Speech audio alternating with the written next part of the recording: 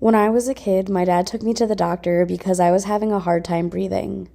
I don't remember exactly how old I was, but I was somewhere between 7 and 11, and it was the late 90s, early 2000s.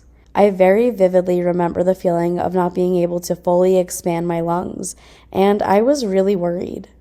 On the way to the doctor's office, my dad calmed me down and got me to slow down my breathing. So by the time we got there, I felt much better.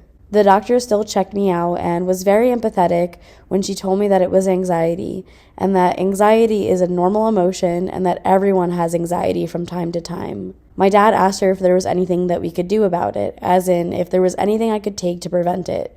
I still very vividly remember her telling me, you either have to learn how to cope or you're gonna have to take a pill every day for the rest of your life. And as a literal child, I took that to heart. And I was like, okay, well, yeah, everyone has anxiety. I just need to toughen up. And so I grew up just having what I later learned in my 20s were panic attacks. And I just pushed through them because that's what I literally thought I was supposed to do. I also thought that taking medication meant I had failed in learning how to cope, as in I wasn't trying hard enough. I fortunately did learn how to cope throughout the years, so I had fewer panic attacks over time, and I also got really good at hiding them. But in hindsight, it was exhausting.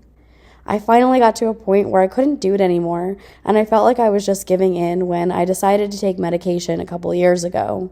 And for me, it has been extremely helpful, to the point where I might even call it life-changing. So, all this to say that yes, anxiety is normal. There are many ways you can treat it, one of them being medication. And if that works for you, that's a beautiful thing.